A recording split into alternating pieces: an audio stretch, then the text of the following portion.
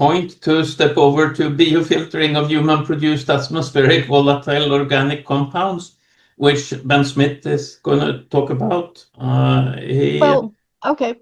Boeing aircraft supplied us with what they call dried human fecal material. It looked exactly like the stuff you buy in the pet store for tropical fish. What part of our contract requirement was we had to eat the fish, which we autoclaved as a way of cooking them, and they tasted fine.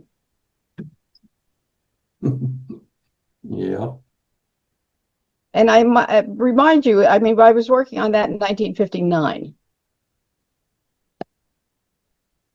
Yep. So Ben Smith has been an independent lunar settlement researcher for quite a while, and he has been part of the Moon Society for a fair bit, working with us on that. Yep. Was the treasurer for a while and leader. Okay, how do I turn all this off? So Ben, the floor is yours. Frida, could you do me a favor and quit sharing, please? Yeah. Okay. Stop share. Wait a minute. Great. Thank you. Okay. All right. All right. As Nicholas said, I'm Ben Smith. Been with Moon Society a while. I'm doing this presentation on behalf of Moonbase Lappträsk. Today I'm going to talk about airborne volatile organic compounds humans naturally produce, why they're a problem, and how we can deal with them using biological solutions. Okay, so what are volatile organic compounds, also known as VOCs? VOCs are compounds with a high vapor pressure and low water solubility that makes it possible for them to evaporate under normal pressure and temperature considerations. They are considered organic because they all contain carbon. Many VOCs are human-made chemicals used in a wide variety of processes and materials. Some examples are petroleum fuels, paints, building materials, and some cleaning products. It's a huge list, actually. So the first step in dealing with VOCs in off-Earth habitats would be to make sure that none of these materials are allowed to enter the settlement in the first place. That's a huge challenge in itself and not inside the scope of this presentation. Unfortunately, humans also are on the list of VOC emitters. A healthy individual will emit acetone, methanol, ethanol, isoprene, hydrocarbons, alcohols, ketones, and potentially hundreds, if not thousands, of other VOCs from both their skin and breath. Each human doesn't produce a lot. The numbers are measured in parts per billion and micrograms per hour. And interestingly, one study indicated that keeping your skin clean can limit the generation of skin VOCs, which is just another reason why settler personal hygiene is going to be very important. While an individual human doesn't produce much VOCs, put a bunch of them in an enclosed space and the concentrations will build up if not dealt with. I've listed the sources used in my research at the end of this presentation. Source number 3 has a table that shows calculated VOC concentrations for some common situations. For our purposes, let's look at what happens in an airplane, which is kind of like a sealed habitat. Note that this was a very limited study that only looked at 5 types of VOCs and not the thousands that humans can emit. Put 85 people in a 56.7 cubic meter space with no air exchange, and you end up with 950 micrograms per cubic meter total and 11.18 micrograms per cubic meter per person. And these are just 5 VOCs. However, the calculation also assumes a steady state and not a gradual accumulation, which I'm not sure is a realistic assumption. The body will absorb some VOCs and metabolize others. Neither of these are good. But I doubt that this would prevent VOCs from gradually accumulating in the habitat.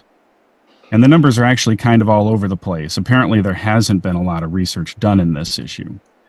And you would think this data would be readily available from NASA. However, if it exists, I couldn't find it. So, source number 4 study included a lot of VOC types from both breath and body. That study showed that a total body emission rate of over 1,500 micrograms per hour per person of VOCs. All right, so why do VOCs matter? Well, because they're toxic, even in low dosages. I couldn't find anything about the toxicity of human-produced VOCs, but there have been plenty of studies on industrial exposures. One study on acetone found that workers exposed to 890 parts per million over 14 years experienced a wide range of problems, ranging from eye irritation to memory loss to significant neurological issues. And remember, we're talking permanent settlement here. 14 years isn't that long measured against a lifetime of exposure. Another study showed that women exposed to even 14 parts per million can experience significant increases in incidences of pregnancy complications. That definitely isn't good for settlers. And VOCs in general are known to cause a bunch of other health problems as well. I listed a few of them here. The point is that even the minor stuff like eye and skin irritations are not at all minor if a settler is going to have to deal with it for the rest of their life. Memory and coordination loss represents a hazard to everyone in the habitat. Increased pregnancy and cancer risks are just unacceptable, period. Let's look at what NASA considers acceptable concentrations for just 4 of the VOCs humans produce. Keep in mind that NASA isn't thinking about settlers when they are making these decisions, right? These numbers are for astronauts that are going to do a mission and then go home. So let's put all this together. It looks like human-produced VOCs, at least these 4 of them, are below the NASA allowable limits. This is good, right? Nothing to worry about. Unfortunately, it doesn't take into account several factors. The human production number is per person. More people equals more VOC production. Do 15 people push acetone production over NASA limits? Sure looks like it. And what about accumulation? If VOCs aren't absorbed, metabolized, or removed, then they have to accumulate in the habitat. And NASA's timescale isn't long enough for settlers, especially settlers born into that environment. Which brings us to pregnant women and children, both of whom are much more susceptible to VOCs, and both are necessary for any true settlement. The NASA document covers a lot of contaminants, but not all of them are the major human VOCs. And finally, all of the research I found has focused exclusively on humans. Large-scale, long-term settlement of the solar system must include a lot of different species, not just humans. We have to protect them from VOCs as well. All right, so this is a long way getting to the conclusion that no concentration of VOCs is acceptable for long-term settlement. Okay, so what do we do now to get rid of VOCs?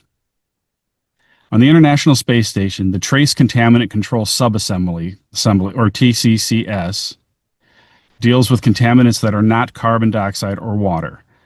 The TCCS is part of the Environmental Control and Life Support System, also known as the ECLSS, and resides in the U.S. part of the station. The Russian segment is serviced by the BMP, and I didn't take time to hunt down what that stands for. The TCCS uses physical absorption, thermal catalytic oxidation, and chemical absorption processes to remove contaminants, including VOCs, from the cabin atmosphere.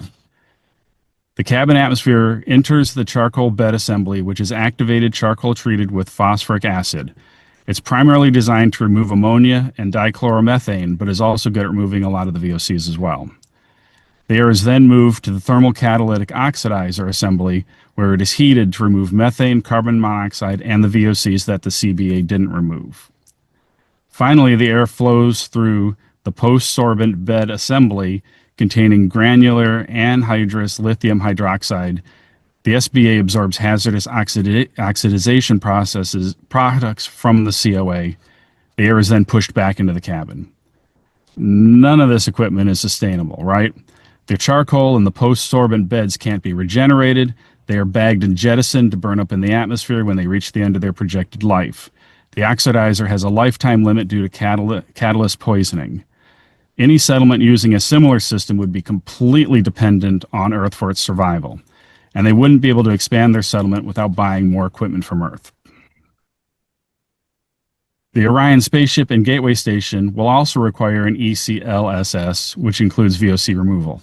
However, I couldn't find any specifics on trace contaminant removal equipment. I assume they're going to use something similar to the ISS. So we need something better, right, for our settlements. So plant filters. So current space tech isn't designed for settlement, right? We're going to need a whole new toolbox if we want humanity and life in general to spread throughout the solar system. So how about using plants to scrub VOCs out of the habitat atmosphere? Plants have a lot of potential advantages over chemical systems. They are relatively low maintenance. Settlers are going to need air, light, and water anyway, and we know how to easily turn food and other waste into fertilizer. Plants are self-replicating. Once our settlement establishes their first batch of plants, they can grow as many as they need without needing to import more from Earth. And plants provide other benefits. A charcoal bed assembly isn't known to raise people's spirits. Plants can. The NASA 1989 report, Interior Landscape Plants for Indoor Air Pollution Abatement, also called the Clean Air Study, is often cited as proof that plants are capable of significantly cleaning household air. The report even states, if man is to move into closed environments, on Earth or in space, he must take along nature's life support system. The report also states that low light requiring houseplants, along with activated carbon plant filters, have demonstrated the potential for improving indoor air quality by removing trace organic pollutants from the air in energy efficient buildings. Okay, that all sounds great, right? Unfortunately, the study only looked at benzene, trichloroethylene, and formaldehyde, which doesn't really help us since humans don't produce these. But as you can see, the plants did reduce atmospheric VOC concentrations inside their very small sealed container, about 1 cubic meter. A single type of VOC was introduced at pretty high concentrations. The plant was then left alone for 24 hours to do its thing. The amount of VOC left in the chamber was then measured. While this was a good initial experiment, it doesn't come close to replicating the conditions inside unoccupied habitat. And we really don't understand how the VOCs were removed. There's at least 4 ways that we know of that the VOCs are removed. The above ground part of the plant could do it, most likely through the leaves. The microorganisms in the soil could be responsible. One paper I found says that they are at least partially responsible. The plant's roots could be involved, or the growing media itself could remove the VOC through some chemical reaction, or it could be a combination of all 4, and it probably is. One thing to consider is if microorganisms and soil interactions turn out to be significant contributors, then hydro and aeroponics may not be the best solution for growing plants. That's going to make some people sad. And we'll have to figure out how to make soil using locally available materials. This shouldn't be too difficult to figure out, but right now there are no detailed instructions on how we're going to actually do it. The fact is that there are not a lot of studies looking into VOC removal using plants. There's almost no information regarding human-produced VOCs in plants. There is a lot of opportunity for non-professional scientists to do some research on this and move our knowledge forward. Finally, if you start researching this topic, you'll find a lot of pages, articles, and posts debunking the clean air study, which is baloney because the study is sound. I read an article claiming that based on the paper's results, you would need 1,000 plants per square meter to equal the same VOC removal rate that an average indoor to outdoor air exchange already provides, which is absurd because that's not what the study was about anyway. And completely irrelevant because when it comes to space habitats, the last thing we want is air exchange with the outdoors. All right, so what can we conclude from all of this? Human-produced volatile organic compounds in high enough concentrations. Humans produce volatile organic compounds in high enough concentrations that we need to deal with them if we want to settle Moon, Mars, or anywhere else. And since settlement requires children, we'd better be able to remove all the VOCs all of the time. It's going to be a hard sell if we can't prove to people that their children won't be born with birth defects or develop cancer because we can't clean the air. The current tech, which works, isn't suitable for long-term settlement. It requires constant resupply from Earth. Not only is this expensive, it's a huge vulnerability. Any disruption in the supply chain could endanger the settlement. It also uses materials that we found difficult to find on Luna and Mars. This limits our settlers' ability to repair the equipment or build if they want to expand their settlement. And there may be an issue with scaling the system up. It works okay in a small space like the ISS. I don't know if anyone has looked into how it would work with larger pressurized volumes. If it doesn't scale, then points 1 and 2 become more of a problem because settlements will need more units. And can we use plants? Maybe. Certain plants can remove significant amounts of VOCs under controlled conditions. However, the few experiments that have been conducted haven't tried to replicate the conditions in a settlement habitat, and they haven't tried to remove the VOCs that humans produce. So for now, the answer is just maybe. And maybe a better mechanical chemical system is needed instead of biological. The activated carbon bed can be designed to be regenerated, and maybe a different catalyst can be used. Or maybe something completely different. It might make more sense to run the air through a supercritical water oxidizer and simply reduce the VOCs to their basic elements. I don't know, and it doesn't seem like anybody else knows either. Whatever route we take, one thing is clear: a lot more research is needed in this.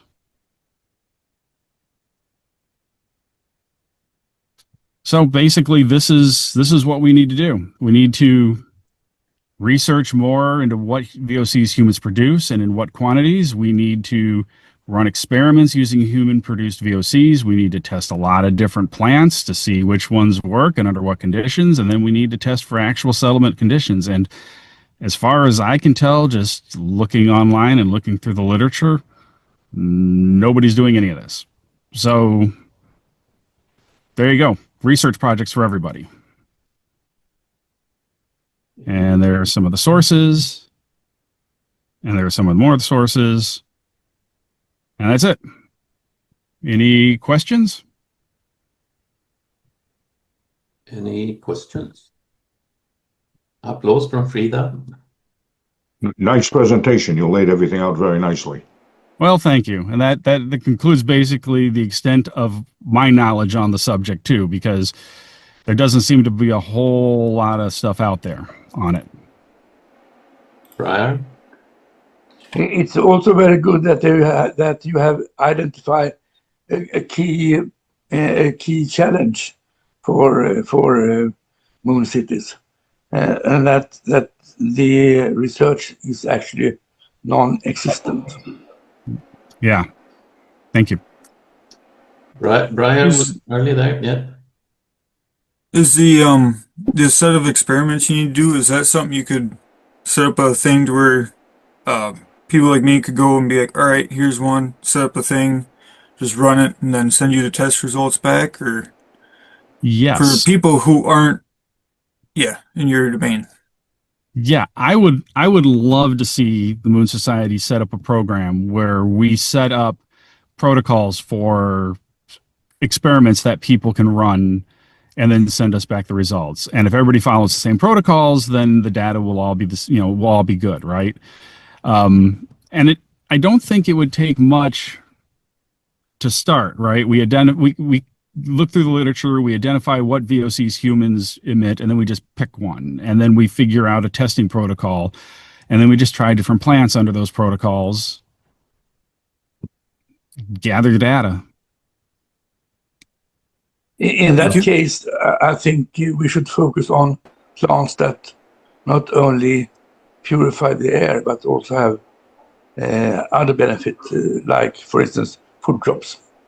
Right, but I think then we would need to figure out, does the plant absorb the VOCs or does it metabolize the VOCs? Because if it just absorbs them, we may not want to eat them. Right. But if it metabolizes them, then we need to figure out what does it metabolize them to, and if that's something we want to eat. It will be fairly easy to analyze the food crops if they actually absorb VOCs. But my guess is that actually that there are bacteria in the soil that do the work. Yeah, and that's what they said. We don't know. We don't know if it's the soil or the plant or some chemical combination with the nutrients. We don't know. A lot of more questions here. I think Frank was the oldest one in the queue. Yes, if you let me share the screen for a second, I have an interested link that is directly related to that specific topic. Damn it.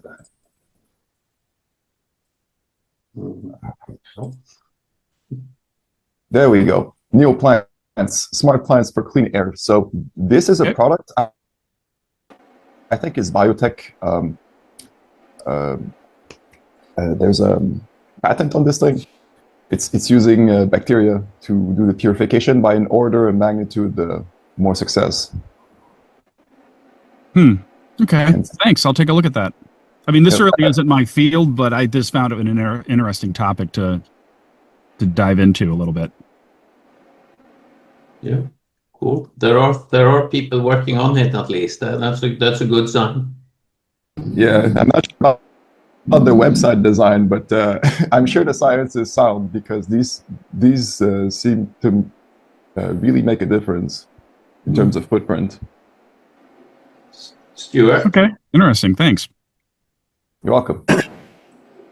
Yeah, so I was interested, because we're, from Arcology Solutions, we're interested in doing things now. We work on stuff right now. So I was curious about detectors. So do you have any expertise, or did you run across the kinds of detectors that would be low cost, accessible to do research with? Nope. I didn't look, but I didn't run across any. And from what I've read about like the ISS, they don't even bother detecting. They just run everything through the process and just try to wipe out all of it without even bother trying to detect what's actually the concentrations or anything. Yeah, so we would, like from Arcology Solutions point of view, we would want to have a detector and know what was there, and then run it through Breyer's system to figure out how to modify whatever, to manage everything and keep it under control. Right. There is a solution on the way here. I can hear that. Yeah, I don't know, but if humans are emitting hundreds to thousands of different VOCs, and we still don't even know exactly what we emit, and I'm sure part of it is diet-based and whatever, and genetic, who knows? So it could be that trying to analyze and figure out what's coming out and what concentrations constantly might be a lot of work for maybe not much return. It might be better to be kind of like what NASA does with the IS and just say, it's there and we're going to process it. Frida, you might Well, have my impression was that they used activated charcoal and they regenerated it by just releasing everything to space. No, I think I'll have to check my notes on this, but I know that part of it, let's see, I've got it in hard copy. Let's see. Well, I may be out of date on that, but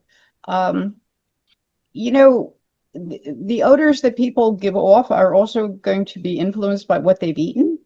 Yep.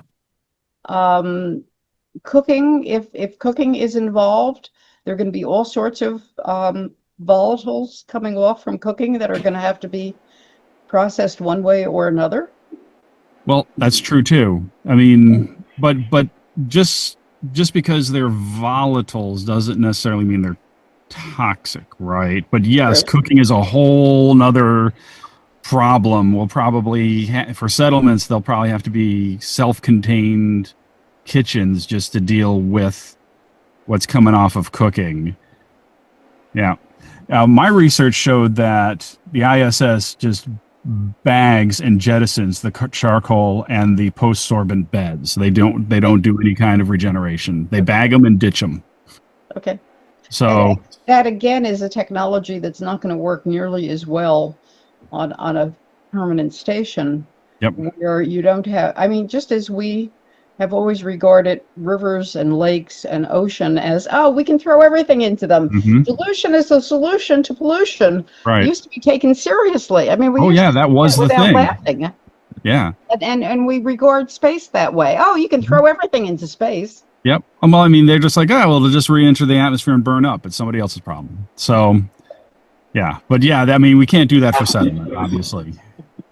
But I don't think there's any reason why we couldn't design charcoal beds that could be regenerated. Well, the question is there enough carbon, nitrogen, phosphorus that we need to recycle it? I mean, maybe there is, and maybe there are easy ways to do it, and maybe European Space Agency maybe they've been working on this. I don't know. Mm-hmm. Yeah, I don't know either. Nothing came up when I was doing the research on it, but we've got to figure out better solutions for settlements, right? Yeah. Chris, how many of you knew about the Melissa project? I've heard of it. That's 2 of you. Chris? 3. 4. Yeah, Ben, you mentioned something about a supercritical water. Oh, yeah, supercritical water oxidizer. So it's something I ran across years ago, and basically it's a high pressure water tank that if you increase the pressure enough and you tweak the oxygen content in it, it'll burn everything inside, reduce it down to its elemental components. It's a technique used for toxic waste treatment, I believe. It's been a long time since I've looked at it, I don't know if it's at all practical for a settlement or anything, but it is a way to get rid of waste. Okay, the supercritical water oxidizer. I just want to get the term so I could follow up on that. Thanks. Yep, no problem. Briar has had a hand for a long time, and then Margaret, I think we could have time for. We'll try. Yeah, for the experiments and for the AI, is there a different, how would we measure the VOC production for the testing different plants then? If testing for them individually is going to be a problem, could we measure like the percentage of air, oxygen and stuff as a different, side channel? Or how would the desk setups, how would we go about measuring the VOCs to get the data back? Yeah, I have no idea. I have no idea. I'm not even sure I'm sure the sensors exist for individual VOCs. So, it might be a matter of you create a chamber for the plant and you pump in a known amount of a certain VOC and you have a sensor and it tracks over time how the decrease in concentration may be. I mean, it'll take us some time and probably talking to some experts to figure out how to create these protocols. Briar, Kai Stats, his system, it's on GitHub. I think VOCs was one of the things that he was looking at. So if we're the water, he's the VOCs and then the atmospherics. He might be the first person we might want to talk to about that. Alrighty. So I think he's got some experience in that. Okay. Margaret, you had a question? Yeah, okay. Ulf then? Nicholas, then just real quick, if Margaret isn't there, I was going to suggest that the wetlands that I build, they need oxygen. So we got to be pulling that in and bubbling that through somehow, that there may be some opportunities for VOC capture or oxidizing or something like that within a wetland style environment that may or may not be planted with plants or also Frida's systems. There may be some opportunities there. Absolutely. There's no reason why you couldn't take, contaminated cabin air or habitat air, blow it through your habitat or through your systems and see what gets absorbed as kind of a pre-treat. It would be interesting to see what kind of absorption rates there would be for different volatiles. Yeah, because I can precipitate manganese oxide within that system if I can figure that all out. So it would not just be potentially the biofilm actively working. There may be abiotic components of just like the manganese oxides being able to either sequester through C or this cation exchange, or just direct oxidation and just breaking down that material. That would be a good experiment. Yeah, I mean, and I didn't see any kind of experiments on non-plant bioaccumulation, biofilms, algae. The only stuff I saw was actual plants like ferns and whatever. So there's a lot of room for experimentation to see what we could do. Yeah, I mean, hydrogen sulfide, that's, through sulfate reduction produces a whole, in one of those Winogradsky column-like environments, each one of those stages, the one below is producing materials and metabolites for the one above. Right. There is no waste in nature if all of the metabolisms are available. So anyway, sorry. Thank you. Great presentation, Ben. Oh, Thank you. thanks. So sorry, Ulf, we ran out of time then. Yeah, but if you can contact Ben on the side. Yeah, or just right. ask your question in chat, and I'll see if I can answer it. Yeah, sure. The next Thanks, speaker. everyone.